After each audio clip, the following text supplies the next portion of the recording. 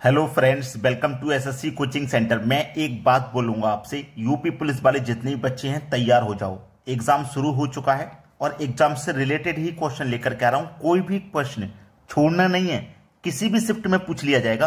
तो चलिए स्टार्ट करते हैं। पहला क्वेश्चन है, दो संख्याओं का अनुपात 2:3 है और उनका HCF 6 है, तो बताएं। क्या क्या बताना है? नंबर बताना है, सम ऑफ नंबर बताना है, मतलब योग, प्रोडक्ट ऑफ नंबर बताना, LCM बताना है।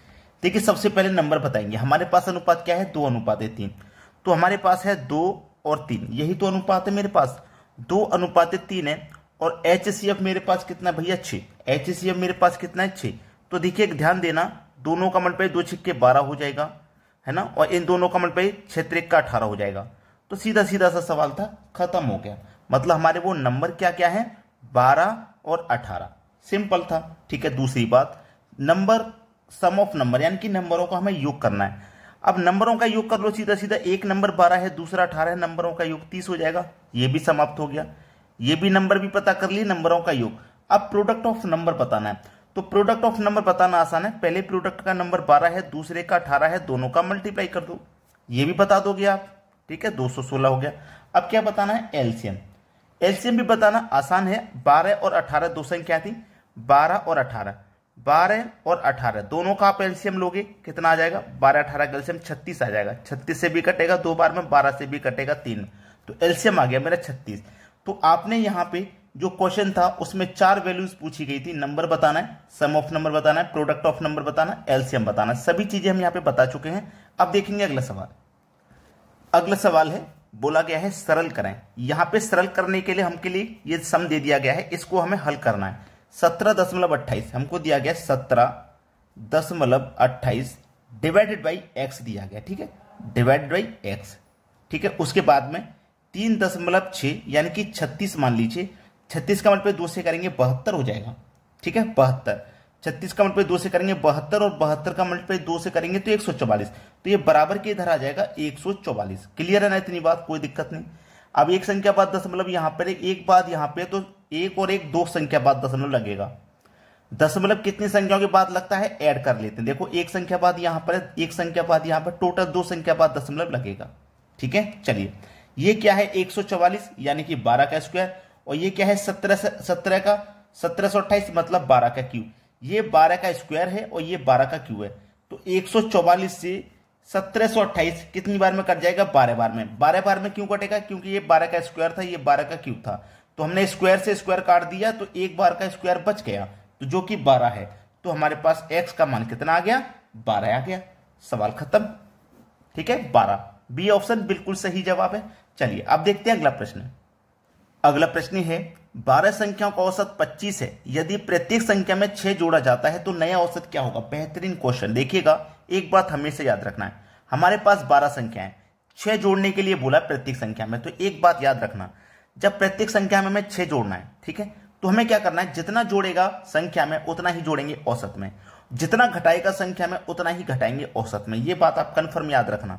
ठीक है, जोड़ने के लिए उसने बोला है प्रत्येक संख्या में, तो संख्या में हम 6 जोड़ेंगे तो हम औसत में भी 6 जोड़ेंगे। अगर हम संख्या में से घटाएंगे तो औसत में से भी घटाएंगे। ठीक है, बात समझ में आ गई। अब हमारे पास पुराना औसत कितना था? 25। हमें प्रत्येक संख्या में 6 जोड़ने के लिए बोला है, तो हम औसत में भी 6 जोड़ेंगे। बस सवाल खत्म। कोई कैलकुलेशन याद नहीं रखनी इसके लिए, पहला ऑप्शन सही जवाब है। जब हमें प्रत्येक संख्या में जोड़ने के लिए बोला है तो हम उतना ही जोड़ेंगे औसत में। ठीक है, अगर घटाने के लिए बोलेगा तो उतना ही घटाएंगे औसत में से। चलिए अब देखते हैं अगला सवाल। अगला सवाल है, समांतर श्रेणी का औसत ज्ञात कीजिए जिसका पहला पद 33 है और अंतिम पद 45 है। पहला पद क्या है? 33 और अंतिम पद क्या गया है? 45। ठीक है, यह बोला गया है। यहां पे बीच के पद नहीं बताए गए क्या है, हमें किसका ज्ञात करना है? इनका अंतिम पद और फर्स्ट पद का हमें योग ज्ञात करना है। बहुत अच्छा सवाल। देखिएगा, ऐसा सवाल हमेशा कभी भी पूछा जाए तो आपको एक चीज मालूम होगी, जैसे 33 प्लस फिर आपके पास 34 आएगा या 35 आएगा, ऐसा कुछ आए, या समांतर श्रेणी है 33 के बाद 35 आए, कुछ भी हमें दिया नहीं गया। तो ऐसा प्रश्न उसने बोल दिया कि समांतर श्रेणी का औसत ज्ञात कीजिए जिसका पहला पद 33 है और अंतिम पद 45 है। हमें तो पहला पद और अंतिम पद दिया गया है। देखिएगा, एक चीज आपको अच्छे से पता है कि जो औसत होता है वो बीच वाली संख्या है, यानी कि यहां पे बीच में कोई संख्या होगी वही हमारी औसत होगी। ये अगर बात आपको कंफर्म है कि बीच वाली संख्या ही हमारा औसत होता है? नहीं कन्फर्म है, कोई बात नहीं। आपको करने का सरल तरीका बता रहा हूं। फर्स्ट पद और लास्ट पद को जोड़ दीजिए, यानी कि 33 और 45 को आप जोड़ दीजिए, ठीक है। 3 और 5 8, 3 और 4 7, 78 हो जाएगा। जोड़ दिया ना, जोड़ के आप 2 से डिवाइड कर दोगे, 39 आपके प्रश्न का सही जवाब है। आपका औसत क्या हो जाएगा? 39। सवाल समाप्त। अब देखते हैं अगला प्रश्न। अगला प्रश्न है, ये पूरा स्क्वायर रूट के अंदर दिया गया है 10 प्लस में 2 square root 6 minus square root 15 minus का 10 स्क्वायर रूट, ठीक है। ये अब किसके बराबर होगा? यहां पे भी हमारे पास 3 संख्या है, ठीक है, 3 संख्याएं, तीनों संख्या ऑप्शन में है, वही बतानी है। ये प्रश्न केवल आपको गुमराह करने के लिए दिया गया है, इसका कोई महत्व नहीं है, यानी कि कोई लंबा चौड़ा कैलकुलेशन इसका नहीं है। अगर आप इसको ए मान लें, इसको बी मान लें और इसको क्या मान लें? सी, ठीक है। ए मानेंगे, बी मानेंगे, सी मानेंगे। चलिए मैं इसी तरीके से पहली वाली वैल्यूज को ए, दूसरी वाली को बी और तीसरी वाली वैल्यूज को सी मान लेता हूं। चलिए पहला ऑप्शन अब मैं चेक करूंगा। पहला जब मैं ऑप्शन चेक करूंगा तो चलिए क्या होगा, अगर मैं 3 का मल्टीप्लाई 2 से करूंगा तो 3 दूने का 6 हो जाएगा, लेकिन माइनस से मल्टीप्लाई होगा तो माइनस का 6, लेकिन ये मेरा प्लस का 6 आ रहा है, तो ये ऑप्शन नहीं हो सकता। 3 दूने का 6, ये भी माइनस का 6 होगा, तो ये भी ऑप्शन नहीं होता। 2 त्रिक का 6, ये भी माइनस का 6 होगा, क्योंकि मेरा तो प्लस का 6 है ना, मुझे प्लस का 6 चाहिए, ये भी ऑप्शन नहीं होगा। 3 दूने का 6, इससे मेरा प्लस का 6 आ जाएगा, ये हो सकता है, ठीक है, प्लस का 6 आ गया। अब इनका दोनों का होगा, इनका चेक करो, 3 पंजे 15। अब प्लस का माइनस का गुना होगा तो माइनस आएगा, 3 पंजे 15 मतलब माइनस का 15, बिल्कुल ठीक। अब इन दोनों का हो गया, इन दोनों का भी हो गया, इन दोनों का बचा 2 पंजे 10, प्लस और माइनस का गुना माइनस, 2 पंजे 10 मतलब माइनस का 10, बिल्कुल ठीक है। डी ऑप्शन हमारे सवाल का सही जवाब है। चलिए अब देखेंगे अगला सवाल। अगला प्रश्न है, किसी कक्षा के विद्यार्थियों में 720 मोबाइलों को कितने तरीके से वितरित किया जा सकता है? कितने मोबाइल हैं? 720 मोबाइल हैं। देखिएगा ये जो 72 है ये क्या चीज है? आप बोलेंगे सर 8 निम 72 होता है, और ये जो 0 है ये कैसे बना? 2 का मल्टीप्लाई 5 से करने पे 0 बनता है। ये बात आपकी क्लियर है? चलिए ये मेरे पास क्या है? 9 मतलब 3 का स्क्वायर। ये मेरे पास 8 है, 8 का मतलब 2 का क्यूब, ठीक है। और ये मेरे पास 2 है, कोई पावर नहीं है तो 1 मानेंगे। और यहां पे क्या है? 5, कोई पावर नहीं है तो 1 मानेंगे, ठीक है। 2 की पावर 3, 2 की पावर 1 मिलकर के 2 की पावर 4 हो गया, ठीक है। और ये 3 की पावर 2 हो गया, और ये 5 की पावर 1 हो गया, ठीक है। यही तो है।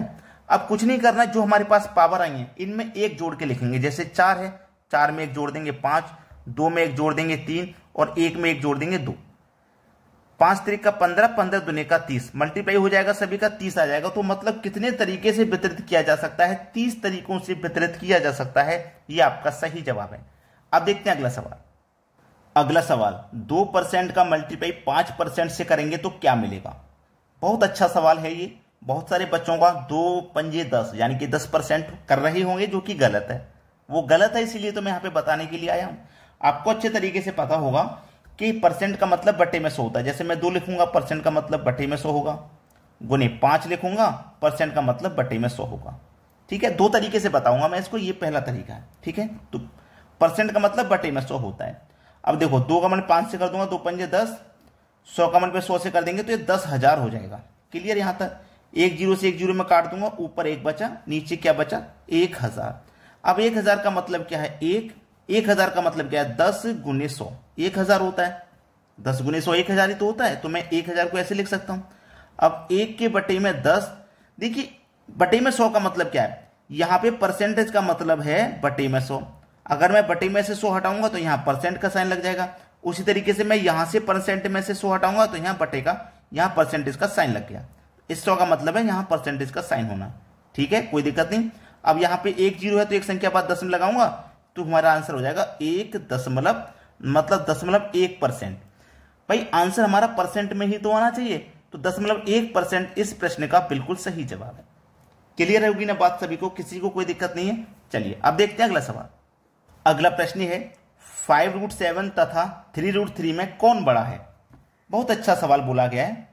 5√7 और 3√3 में कौन बड़ा है? करने का सबसे सरल तरीका बता रहा हूं। ये जो 7 है इसको लिख लो, और ये 3 है इसको लिख लो, यानी कि रूट के अंदर वाली संख्या आपको लिखनी है। अब देखो इस 7 के सामने क्या है? 5, तो इस 5 को इधर ले जाओ, और इसके साथ में क्या है? 3, इसको इधर ले आओ। ये काम करना है, ठीक है। तो मेरा 7 के साथ में 5 था, इधर भेज दिया, इसके साथ में 3 था, इधर भेज दिया। मैंने 3 को इधर भेज दिया ना, तो इसकी पावर 3 हो जाएगी। मैंने 5 को इधर भेज दिया, 3 की पावर 5 हो जाएगी।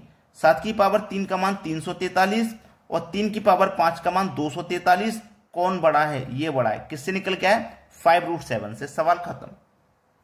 तो जो भी बच्चा अभी तक वीडियो को लाइक नहीं किया है तो लाइक कर दें और शेयर कर दीजिएगा, क्योंकि बहुत सारे बच्चे इसी वीडियो की तलाश में बैठे हैं, रेगुलर तैयारी कर रहे हैं। यूपी पुलिस का एग्जाम भी चालू हो गया, तो शेयर करने में कोई भी कंजूसी मत करिएगा। ठीक है दोस्तों, धन्यवाद।